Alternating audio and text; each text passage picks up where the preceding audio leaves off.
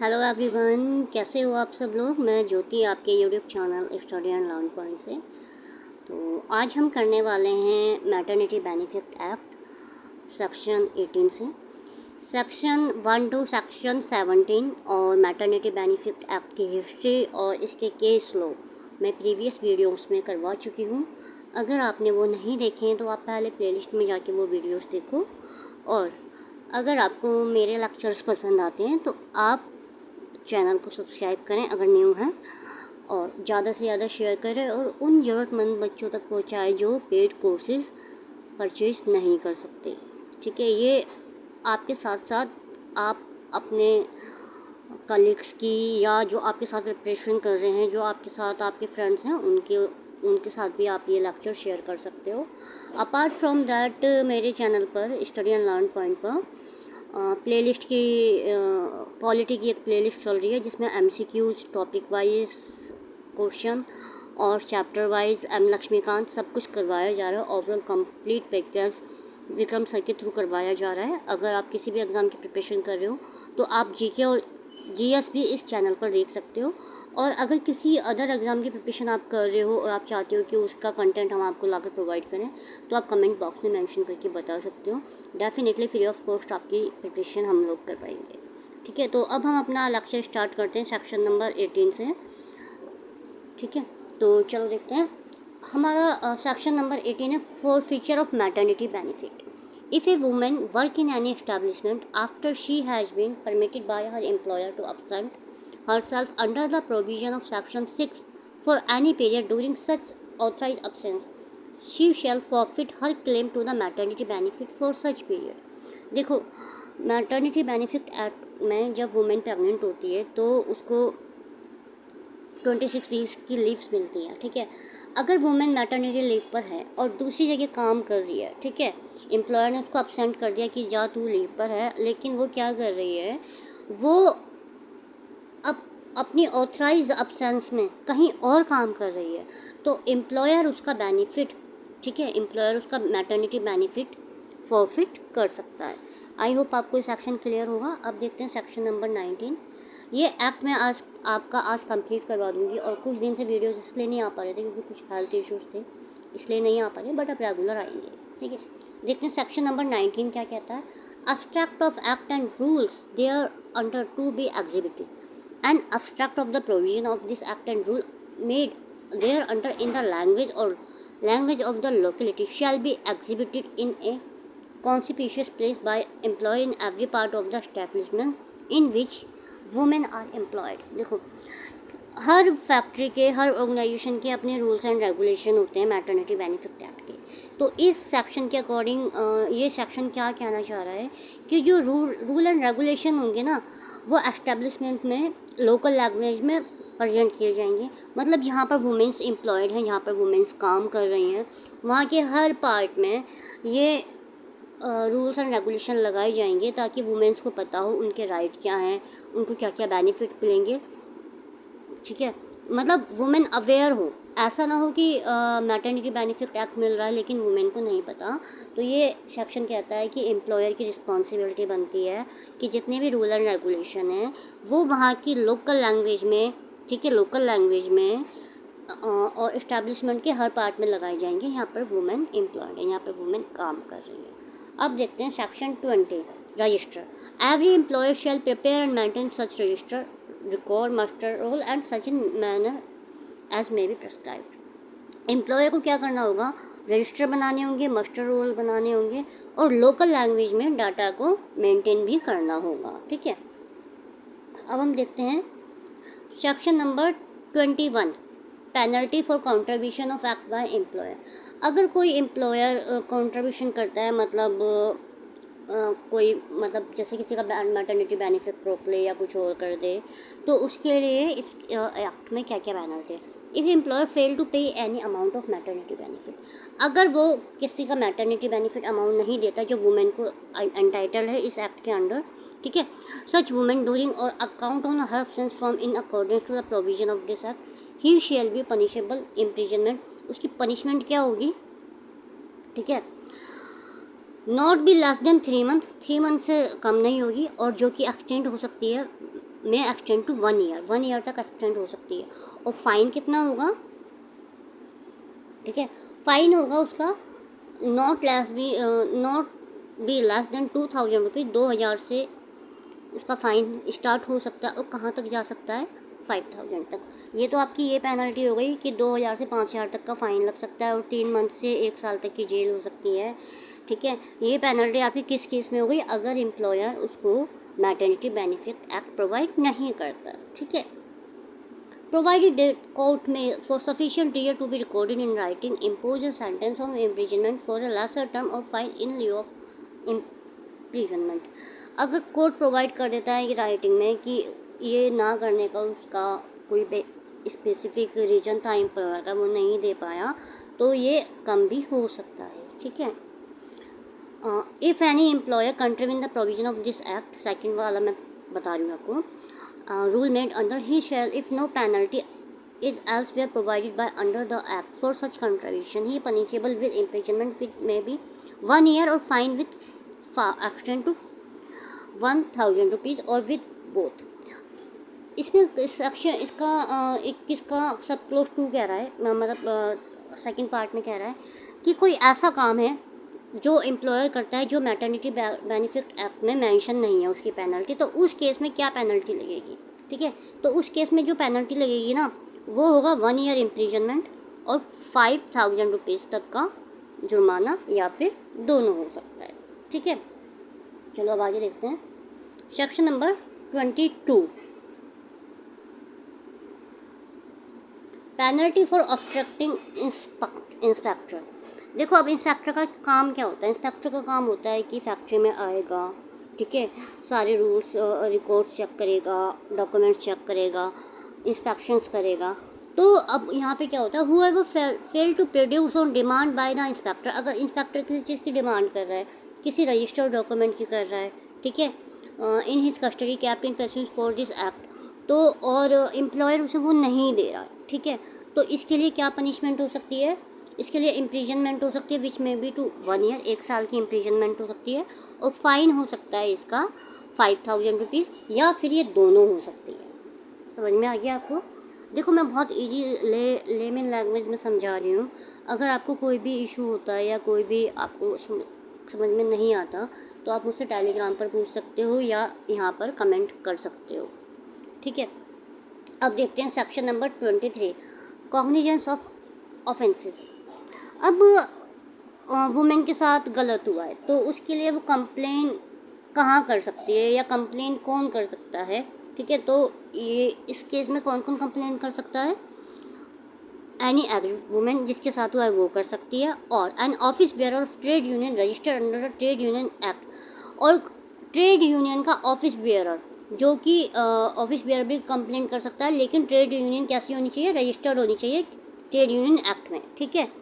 और सच women is a member और voluntary organisation, और वहाँ की कोई वुमेन कर सकती है और कोई वॉलेंट्री ऑर्गेनाइजेशन कर सकती है, ठीक है, जो रजिस्टर्ड है सोसाइटी रजिस्ट्रेशन एक्ट 8060 में, ठीक है। और कब करनी होगी, इंस्पेक्टर को कंप्लेंट फाइल कर सकती है, लेकिन कब करनी होगी, no such complaint shall be filed after the expiry of 1 year date of, कि मतलब जब उसके साथ गलत हुआ है ना उस दिन से लेके वो 1 साल तक कंप्लेंट कर सकते हैं। कौन कौन कर सकता है, 3 लोग कर सकते हैं, मैंने आपको बताया। एक कर सकती है कोई भी एग्रीड वुमेन, एक रजिस्टर्ड ट्रेड यूनियन मेंबर कर सकता है, ऑफिस बेयरर कर सकता है, इंस्पेक्टर कर सकता है, और एक वुमेन कर सकती है वॉलेंट्री सोसाइटी की, ठीक है। अब सेकंड में क्या कह रहा है, no court inferior to that of metropolitan magistrate और magistrate of first class shall try offence under this act. हर कोर्ट इस केस में इंटरफेयर नहीं कर सकता। कौन कर सकता है, कौन कर सकता है, मेट्रोपॉलिटन मैजिस्ट्रेट कर सकता है, ठीक है, और मैजिस्ट्रेट ऑफ फर्स्ट क्लास जो हाई कोर्ट में है वो कर सकते हैं। अब देखते हैं section number 24, protection of action against taken in good faith, no suit prosecution और other legal proceeding lie against any person for anything which is in good faith done और intending to be in perception of act under. अब ये कहता है कि अगर employer good faith के लिए एक्शन लेता है, गुड फेथ के लिए कोई स्टेप लेता है, तो उस पर कोई भी कार्रवाई नहीं होगी। सेक्शन नंबर 25 पे आते हैं, power of central government to give direction, ठीक है। सेक्शन 25 क्या कहता है कि सपोज़ करो स्टेट गवर्नमेंट है, अपने स्टेट में मैटरनिटी बेनिफिट अप्लाई करना चाहती है लेकिन वो नहीं कर रही, तो इस केस में सेंट्रल गवर्नमेंट डायरेक्शन दे सकती है। इसमें यही मेंशन किया गया है कि ठीक है कि स्टेट गवर्नमेंट अपने यहाँ पर ये एक्ट अप्लीकेबल करे। Section number 26, power to exempt establishment. ठीक है, if the appropriate government is satisfied that regard having establishment or a class of establishment providing for the grant of benefit which are not less favorable than provided in the act. ठीक है, it is necessary to do it may be notification in the official gazette exempt subject to such condition and restriction if any as may be specified in the notification class of establishment from the operation of any provision of or rule made therefore. देखो अगर कोई organisation है, ठीक है, वहाँ पे ना maternity benefit act नहीं है, लेकिन वहाँ पे कंपनी ने अपना ही एक अलग एक्ट बना रखा है और वो उसको वुमेन को मैटरनिटी बेनिफिट एक्ट के बेनिफिट दे रही है। लेकिन क्या होता है कि देखो जैसे सपोज़ करो हमारी ऑर्गेनाइजेशन है, ठीक है, और हमारी ऑर्गेनाइजेशन में वो सारे उसको बेनिफिट दे रही है और अप्रोप्रिएट गवर्नमेंट को पता चलता है और अप्रोप्रिएट गवर्नमेंट सेटिस्फाई हो जाती है कि इस कंपनी के एक्ट मैटरनिटी एक्ट से मिलते जुलते हैं जो एम्प्लॉयर दे रहा है, तो वहाँ पे वो गवर्नमेंट मैटरनिटी बेनिफिट एक्ट को एग्जम्प्ट कर सकती है, मिलते जुलते हैं और उससे अच्छे हैं। ठीक है, सेक्शन 27 में क्या कह रहा है, effect of law and agreement inconsistent with this act. Section 26 में तो वो ये कह रहा था कि एम्प्लॉयर अच्छे बेनिफिट दे रहा है, मैटरनिटी बेनिफिट एक्ट से मिलते जुलते हैं, तो वहाँ पे एग्जाम कर सकती है। लेकिन सेक्शन 27 में ये कह रहा है कि अगर कोई अदर लॉ इस्टेब्लिशमेंट पर एप्लीकेबल है, ठीक है, और मैटरनिटी बेनिफिट एक्ट से कम में मिल रहा है, तो वहाँ पर कंपनी का लॉ इफेक्ट में नहीं रहेगा, वहाँ पे मैटरनिटी बेनिफिट एक्ट ही रहेगा। अब एग्जांपल ले लो, मैटरनिटी बेनिफिट एक्ट में 26 वीक की लीव मिलती है, ठीक है, लेकिन इस कंपनी ने अपना ही एक रूल बना रखा है, उसने बोला कि कंपनी के रूल के अकॉर्डिंग मैं तुम्हें 10 वीक की लीव दूंगा, तो ये मैटरनिटी बेनिफिट एक्ट से तो कम है ना, तो यहाँ पर क्या होगा, गवर्नमेंट कहेगी कि भाई तुम्हारी कंपनी के लॉ यहाँ पे एप्लीकेबल नहीं होंगे, यहाँ पे तुम्हें मैटरनिटी बेनिफिट एक्ट ही एप्लीकेबल करना होगा। अब देखते हैं सेक्शन नंबर, सॉरी ये रह गई, ये 2 लाइनें रह गई हैं, 2 पॉइंट रह गए, ये मैं आपको करवा देती हूँ अभी, 1 मिनट। Provided that where under any such award, लेकिन वहाँ कोई अवार्ड है, एग्रीमेंट, कॉन्ट्रैक्ट ऑफ सर्विस है, ठीक है, a woman is entitle to benefit respect any matter which are more favourable to her, जो मैटरनिटी बेनिफिट से ज़्यादा मतलब अच्छे बेनिफिट दे रहा है, तो the women shall continue with entitle more benefit respect of that matter, she is entitle to receive respect of other matter in the sub, तो वहाँ पर कंपनी का एक्ट एप्लीकेबल हो जाएगा। ठीक है, nothing contain in this act shall be constructed to preclude a woman for entering into an agreement with her employer for granting her right or privilege in respect of any matter which are more favorable than she would be entitled under this act. Suppose करो establishment में ना कोई ऐसा act apply नहीं कर सकता जिसमें employer women को ये बोले कि आप अपने मैटरनिटी बेनिफिट से बैकआउट कर लो, मतलब एम्प्लॉयर ने फीमेल को बुलाया और बोल दिया कि आप इस एग्रीमेंट पे साइन कर दो कि आपको मैटरनिटी बेनिफिट नहीं चाहिए, तो इस केस में एम्प्लॉयर इस क्लॉज में एम्प्लॉयर ये नहीं कर सकता, वुमेन का राइट है कि उसे मैटरनिटी बेनिफिट मिलने ही चाहिए। Section number 28, power to make rule. Power to make rule कौन बनाता है, ठीक है, द एप्रोप्रिएट गवर्नमेंट, यहाँ appropriate government power to make rule बनाती है, ठीक है, और नोटिफिकेशन में देने से पहले क्या क्या वो मतलब पब्लिश करती है, नोटिफिकेशन में किस किस बारे में करती है ये देखते हैं। The preparation and maintenance of registered record, ठीक है, इसके लिए करती है। Exercise of power establishment perform inspector क्या काम कर रहा है क्या नहीं कर रहा। पेमेंट का मेथड क्या होना चाहिए, the payment of maternity benefit क्या होना चाहिए, ये भी एप्रोप्रिएट गवर्नमेंट डिसाइड करेगी। The form of notice under कौन कौन से फॉर्म होनी चाहिए, ये भी एप्रोप्रिएट गवर्नमेंट डिसाइड करेगी। Nature of proof required under the provision of this act, अब वो फीमेल मैटरनिटी बेनिफिट एक्ट ले रही है तो कौन कौन से प्रूफ उसे सबमिट करने होंगे वो भी गवर्नमेंट डिसाइड करेगी, appropriate government. Duration of nursing break referred in section 11, section 11 में जो नर्सिंग ब्रेक बताए गए हैं उनकी ड्यूरेशन क्या होनी चाहिए वो भी एप्रोप्रिएट गवर्नमेंट डिसाइड करती है। एक्ट विच में कॉन्स्टिट्यूट ग्रॉस मिसकंडक्ट, सेक्शन 12 के अकॉर्डिंग अगर कोई मिसकंडक्ट हुआ है तो वो क्या क्या होगा, कैसे डिफाइन होगा, वो भी एप्रोप्रिएट गवर्नमेंट डिसाइड करेगी। ठीक है, अब ये देखो, कंप्लेंट फॉर्म कैसे होनी चाहिए, ठीक है, कंप्लेंट फॉर्म कैसे होनी चाहिए ये भी गवर्नमेंट डिसाइड करेगी। और ये क्या होता है, every rule made by the central government, हर रूल सेंट्रल गवर्नमेंट ही बनाती है, ठीक है। और कैसे बनाती है ये, जस्ट होल्ड डाउन, सॉरी एक कॉल आ गया था अर्जेंट का।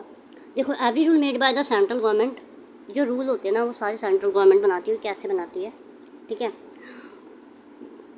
हाँ देखो, this section shall be laid as soon as may be after it made before each house of parliament while it is in session for a total period of 30 days, which may be comprised in one session or two or more successive session, and it before the expiry of the session immediately following the session of successive session aforesaid, both house agree in make any modification in the rule, or the rule should not be made, the rule therefore effect only such modify as the case। तो इसमें rule कौन बनाता है, इसमें rule बनाती है central government. क्या होता है कि पार्लियामेंट के दोनों हाउस में ये रखा जाता है कि हमें कुछ मॉडिफाई करना है या नहीं करना। तो पार्लियामेंट के जो सेशन होते हैं ना, पहला सेशन या दोनों दो सेशन होते हैं, उसमें टोटल पीरियड 30 दिन तक इसको डिस्कस किया जाता है, रखा जाता है। और दोनों हाउस अगर एग्री होते हैं तो फिर ये नोटिफिकेशन निकाल के मॉडिफिकेशन कर देते हैं, नोटिफिकेशन निकाल के फिर ये रूल एक्ट बन जाता है, ठीक है, जो वो चेंजेस होते हैं। अब देखते हैं हमारा section number 29, amendment of act 69 of 1951, ठीक है। In section 32 of the plantation labour act, इन सब देखो ये कहता है कि जो प्लांटेशन एक्ट का सेक्शन था ना उसे रिमूव कर दिया गया था और वहाँ पर मैटरनिटी बेनिफिट एप्लीकेबल कर दिया गया था। और यहाँ पे जो लेटर है ना, in the case of sickness, ठीक है, इसको क्या कर दिया गया था, सिकनेस अलाउंस, और ये ओमिट कर दिया गया था, ठीक है। और मैटरनिटी भी ओमिट कर दिया गया था। और प्लांटेशन लेबर एक्ट में जो बेनिफिट मिलते थे वो हटाकर यहाँ पे मैटरनिटी बेनिफिट एक्ट दिए गए थे। सिंपल सा यही है। सेक्शन नंबर 30, ये हमारा लास्ट सेक्शन है, रिपील। ये कहाँ पर रिपील किया था, कहाँ पर हटाया गया था, ठीक है। 2 एक्ट रिपील किए गए थे। The mine maternity benefit act repeal किया गया था, और फैक्ट्रीज जो यूटी में थी ना, यूटी में थी दिल्ली में, ठीक है, द बॉम्बे मैटरनिटी, वहाँ पे लगता था बॉम्बे मैटरनिटी बेनिफिट एक्ट, तो वो रिपील करके यहाँ पे मैटरनिटी बेनिफिट एक्ट बनाया गया था, ठीक है। और पहले कोल माइन एक्ट था, और कोल माइन एक्ट आने के बाद यहाँ पर क्या किया गया था, यहाँ पे मैटरनिटी बेनिफिट एक्ट आने के बाद यहाँ से कोयल माइन को भी हटा दिया गया था। कौन कौन से एक्ट रिपील हुए थे, mine maternity benefit act repeal हुआ था, और बॉम्बे मैटरनिटी बेनिफिट एक्ट जो कि दिल्ली में चलता था वो रिपील कर दिया था। ये लेक्चर आपका यहीं फिनिश होता है, और मैंने बहुत अच्छे से आपको समझाया और ट्राई किया कि आपको ये lecture act maternity benefit act बहुत अच्छे से समझ में आए। मैंने केस लॉ भी डिस्कस करे, और अब मैं आपसे यही बोलना चाहूँगी कि आप इस लेक्चर को ज़्यादा से ज़्यादा शेयर करो।